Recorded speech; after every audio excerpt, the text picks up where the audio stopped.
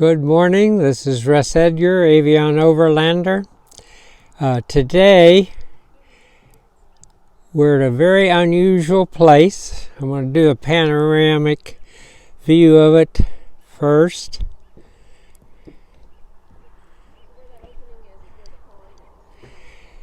This is the rise and fault of the Long Range, it's called. Is where you find a crack in the Earth's crust. It was created about 400 million years ago. The land on the far side of the fault was thrust up and over the land on this side, buckling the rocks of the lowland. During the last ice age, glaciers flowed over the Long Range Plateau more than 100 times. In fogging down valleys, each advance removed meters of rock. Over a period of more than 2 million years, glaciers scoured the river valleys into a cliff-walled trough, such as the ravine at Western Brook Pond. For those of you who are world travelers, we're talking about, I believe, developing a ford like you would have in Finland. Give you a little perspective. We've parked the truck in a parking lot here. Lynn's going to read a sign. And to get to where we want to be, which is a boat ride down that ford, we have to walk in about 2 miles, a little short of 2 miles. This is the path I'm showing you. There is a bunch of other people in front of us, and there'll be people behind us. Where we're going is an inland fjord, 650-meter cliffs, and pristine water up to 165 meters deep. It took 1 million years to make it. Just showing you a little bit of the trail. See people in front of us. The Canadian government who controls this and makes it happen has done a really good job. The picture I'm showing you now is fairly important in this area. This is a bog, big bog, and on the other side a bog also. These are developed because of the different rocks underneath. Just a very interesting item to see for us. He's just pretty. This is terrific water. The water is colored by tannins that leach out of the leaf litter and the peat that surround it. If you look carefully, the water is not clear in this big pond. It would be acidic, and it is a rusty color. I didn't know sphagnum is the chief moss here, and this plant traps many times its weight in water and keeps the bog cold, acidic, and low in oxygen, thereby creating peat as dead plants pile up on each other. Portion of the trail we're following, if you can see, it snakes on. We've hit the 1 kilometer and 1.5 kilometer mark. I think that's halfway. This is what we're going to be seeing today, or at least there's a picture of it, a representation of it. I'll swing the camera up and you can see that it's pretty massive. There's a large lake down there. That's where we're going. We're going to board a boat and we're going to cruise along those cliffs, I believe. We're at the end of the trail. Really not. There's a boat ahead of us, but there's a canteen here. You can buy coffee. Looks like some things to eat if you need it. Let's see. Several things up on the menu. Chili dog, $5. No, $9, $10. Hot dog, $9. Hamburger $10.95. Those are their weekly specials. Places for you to eat inside if the weather is inclement. Place to eat outside, looks very nice.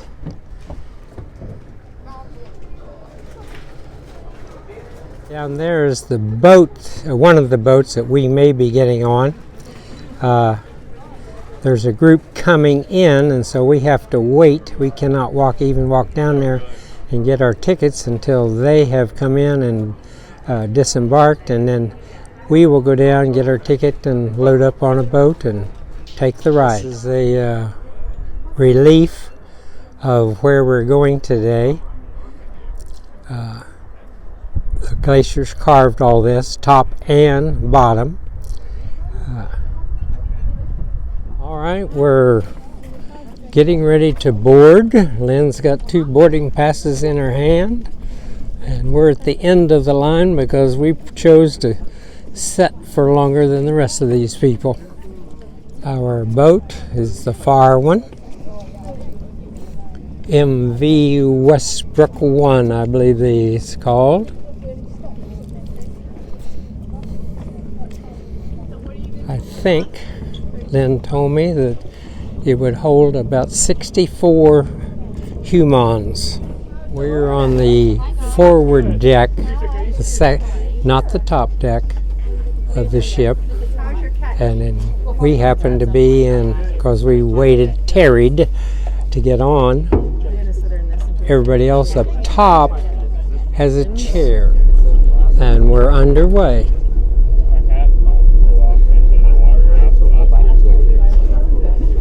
Wouldn't be the first one. Won't be the last one. Mostly speckled shrimp is our big one. Now there's enough spray off the bow of the boat as it goes through the water with the wind that you feel like you're going to be wet, but I don't think you will be. I think you'll be dry with the wind blowing across you. But it feels a little unusual for us. tour of this very special part of Canada. Now, the history of our national park, it began right here, more than 50 years ago, when provincial geologist at the time, Mr. David Beard, lobbied our premier at the time, Mr. Joey Smallwood, for a park on the west coast of Newfoundland. Now, he's seen Western Brook Pond, and in these craggy old walls, well, he saw the story of the mountains. Now, the park today, it envelops 1,805 square kilometers of the Gulf of St. Lawrence lowlands, as well as the long-range mountains. Now, the history of this national park, it began right here, and so does our journey today. This is a billion-year-old story of sea level change and earth movements, of water pure and clean, and the life that it supports. Now, the lofty cliffs you see ahead here, my friends, these actually mark the front of the long-range escarpment. And in the days before electronic navigation, these cliffs right here, they were used by sailors and fishermen out to sea as landmarks. And on a clear day, much like today, they can be seen as far away as 48 kilometers, or about 30 miles.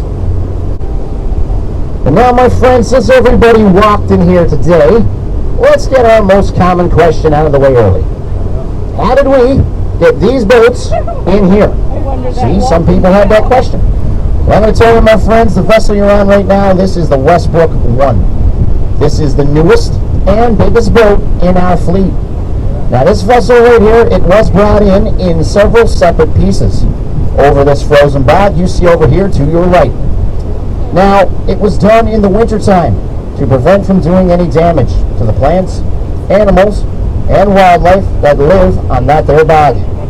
But now our sister ship, the Westbrook 2, that vessel's out on tour right now. We'll pass that about quarter way through our trip. That one does have a little bit of a different story. Now, it was also brought in several separate pieces. We didn't have enough snow or ice to support the weight of a boat that size the year we did put it into service. So The separate pieces for our sister ship, they were actually flown in by a heavy lift helicopter out of Halifax, known as Snug Harbor. Now, local old-timers would tell us that hunters, fishermen, and trappers would use this here harbor as shelter from the easterly and southeasterly winds that sometimes hit gale force here in the fall season. Now, the hunters were hunting for moose, caribou, hare, and a variety of waterfowl for their winter food stores. Now, the trappers, they were trapping for mink, fox, lynx, and even some pine marten. And the fishermen, they would fish the pond as well as the brook itself for speckled trout, Atlantic salmon, Wananish, which is a type of landlocked salmon, also known as kokanee in certain places, and even some Arctic char. A true fjord. Now, this is because it's filled with fresh water and not salt. Now, the lofty cliffs here that surround the pond, they are a typical U-shaped profile of a glacier carved valley. And over the past 2.5 million years, glaciers have came down these valley walls more than 40 times. And as the ice melted about 15,000 years ago, well, the sea came flooding in. And this was a true fjord up until about 9,000 years ago. Now, that's when the natural rebounding of the earth, it came back up and it cut this pond off from the sea once more. Now, the surface of our pond, it's about 100 feet or 30 meters above sea level. And like I said, this was once a saltwater inlet. Now, we know this because evidence of beach gravel, seashells, and even some whale bones were found in here. And actually, if you look over here to your left, my friends, you're going to see these two like crevasses or divots right here. Well, that actually is where the whale bones were found. And now you're wondering, well, how did the whale bones get all the way up there, right? So, my friends, over the last 2.5 million years, like we just said, 40 glaciers have came down through here and carved off the tops of these mountains. As well as during the last ice age, there would have been meters of ice out there on that bog that you walked over to get here today. So, after the last ice age, that weight melted, and the tops of these were actually pushed back into the ocean. That release of that weight actually caused these to rebound back up. So at one time, like you see here, would have come below sea level. But all that remaining now, guys, are these roots pushed up, and this is how those whale bones would have got right there. Now, we also asked a lot of questions about all of these dead trees you're seeing over here on the left-hand side of the boat. What exactly happened over here? Well, if you've seen Newfoundland news at all the last few years, you may know that the spruce budworm has been giving us an issue here in the province. Now, you look further back, you're going to see some trees up there browning off. Well, that is the spruce budworm. But down here closer to the pond, my friends, that's not what happened. What you see down here, this is actually moose damage. Now, this goes to show you what a moose can do to an area in a very short amount of time. Because a moose will actually strip all of the leaves off of the tree. Therefore, the tree dies. And all the new foliage coming up, well, a moose will eat that as well. So it can clear cut or devastate an area in a very short amount of time. But now, this also goes to show us that there's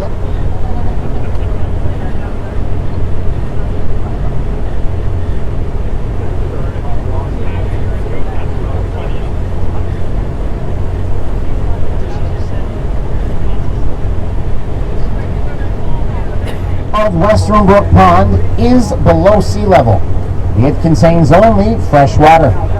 Now it's clear, deep, and pristine. The deepest point in this pond is 575 feet, or 174 meters. And now, to illustrate just how pure this water actually is, I'm going to tell you a short story. Now, when the park staff were testing the water pumping systems back at the waiting area, they were having trouble with the tanks detecting when they were full. Therefore, they overflowed. Now, at first, they thought that this was a malfunctioning sensor. But what they later come to realize, where the sensors are actually designed to be triggered by the electrical conductivity in the water. But because the dissolved material or ions in this water are so low, this water right here, it actually does not conduct electricity. That's interesting. Now, biologists would call this an ultra-oligotrophic lake. And what the big word simply means is the water here is not very productive. Therefore, it doesn't support much marine life or plant life. Now, that doesn't mean we don't have any fish species here in the pond. We do have all the fish species that I mentioned back at Snug Harbor. You just won't find the volume or the density that you could expect to find in a body of water this size. This is about 600 meters high. So this is a great opportunity now to answer another fairly common question we do get here. Is there any type of rock climbing allowed in Western Brook Pond? Well, my friends, the answer is no. And there's two big reasons. One, this is a UNESCO World Heritage Site. Therefore, we want to keep this as pristine and protected as you do see it here today. But the biggest reason being, this is actually some of the oldest exposed rock you'll find anywhere on planet Earth. Now, this rock right here comes in at approximately 1.3 billion years old. Therefore, it's a bit more brittle. So if a climber was here and anchored to the face of this rock and did fall, it most likely would not support the weight. Therefore, it's too dangerous, and they do not allow any type of rock climbing here in Western Brook Pond. And now, guys, our good Captain Craig is going to bring us in a little bit closer to these here cliffs, which are 700 meters or 2,200 feet high. Now, this rock right here, this is a metamorphic form of granite known as a granitic gneiss, and often referred to as the Grenville Basement Complex. Now, this is because it underlies all other rock types on the west coast and northern peninsula of Newfoundland.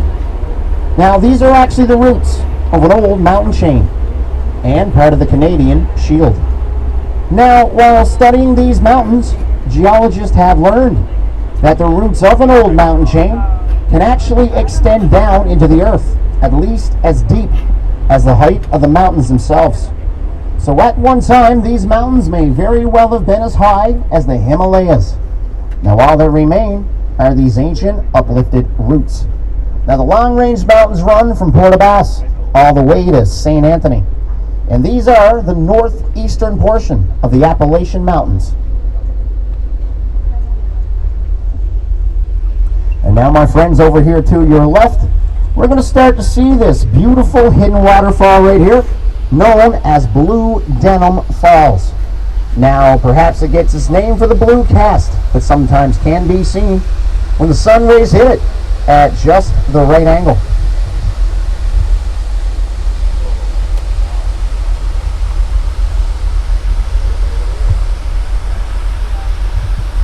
Anybody on board from Ontario, by any chance? Hey, Ontario! Well, if you feel a little homesick, this is our version of Made of the Mist right here. I need 3 volunteers who want to go. Now, this also gives us a great example of what our fjord may look like without water. You're going to notice its deep center, its near vertical sides, and that typical U-shaped profile of a glacier-carved valley. Again, my friends, this is what's known as a hanging valley. Also over here now to your right, you're going to see our sister ship. This is the Westbrook 2 over there, my friends, making its way back from its boat tour now. A lot of people look at our sister ship and say, wow, that boat's awful small compared to this one. Well, my friends, that vessel across the pond right here, that's actually only 5 feet shorter than the boat you're on right now. So now that gives you some scale and some idea of how tall these mountains actually are behind our sister ship, with the Westbrook 2 looking like a little dinghy making its way back to the dock there, my friends. There's our sister ship, and this is the one that was brought in separate pieces by that heavy lift helicopter out of Halifax.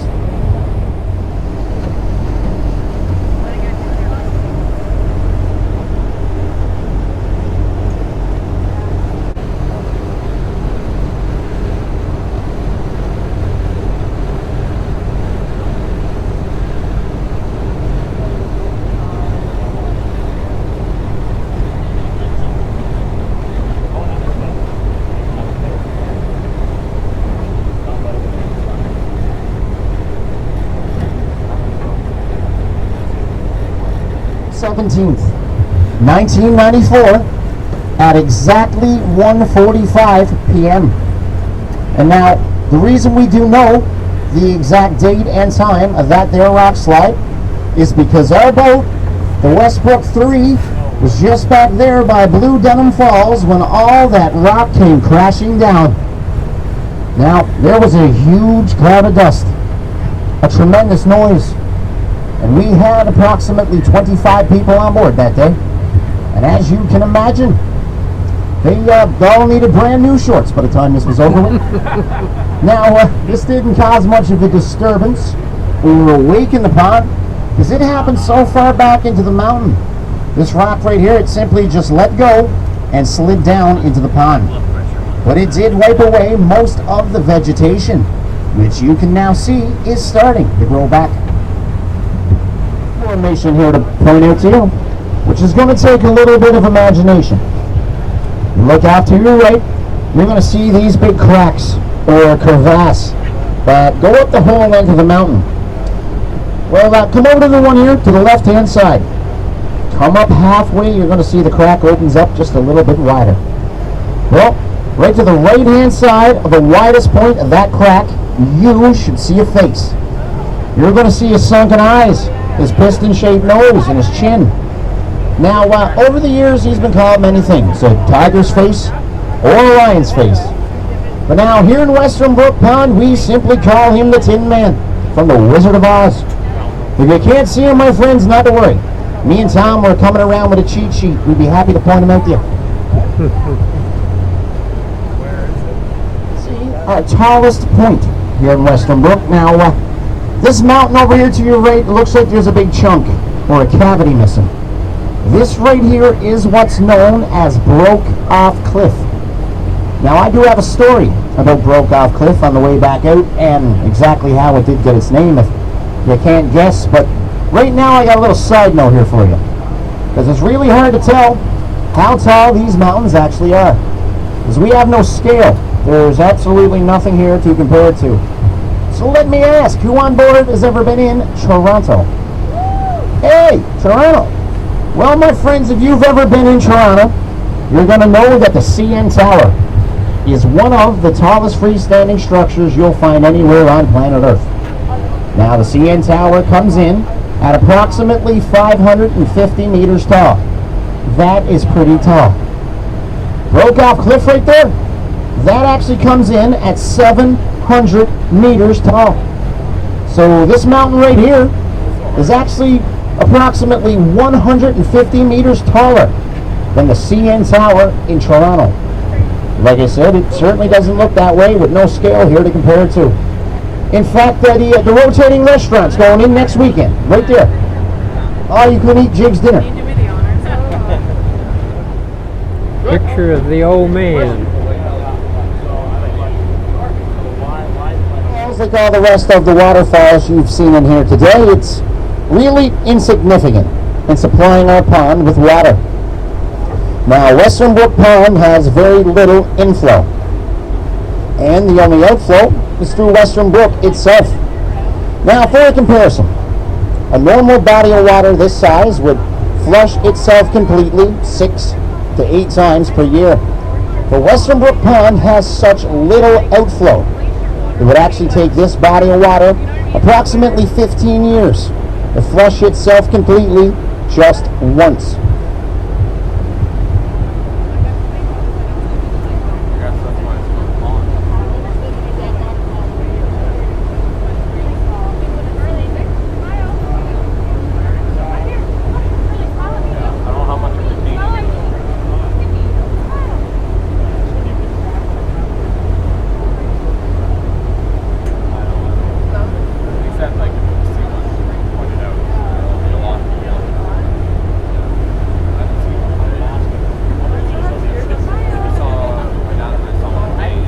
This waterfall up right here, it does have a little bit of a different name. And I can assure you, us here in Western Brook Pond had absolutely nothing to do with naming any waterfalls you see in here today. That waterfall right there, that is known as Pissing Mare Falls. And now, my friends, Pissing Mare Falls, a little side note here. That's actually the tallest freshwater, free-flowing waterfall you'll find anywhere in eastern North America, coming in at 2,200 feet high.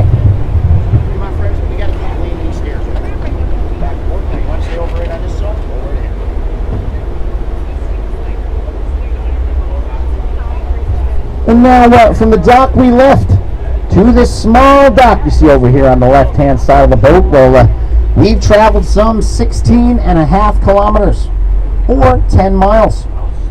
Now this small dock you see right here, this is actually our drop-off point. So everybody kept the other half of their blue ticket we gave them, right? You go around and check, you got yours there?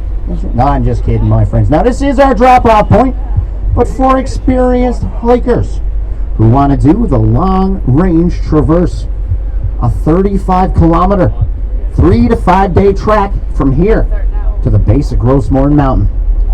And now keep in mind, there's absolutely no marked trails. So map and compass skills, they're most definitely essential. Now we can't drop off just anybody here. You've got to have a backcountry permit from Parks Canada or hire a licensed guide. 3 to 5 days in the backwoods with just a compass and lots and lots and lots of flies. Who wants to go? I'm going to stop now. We've had a wonderful day. Actually, it was really wonderful day. After we left the pond, and you heard him tell you that pond is another word for lake in this country, Newfoundland. Lynn and I went into North Point after the cruise.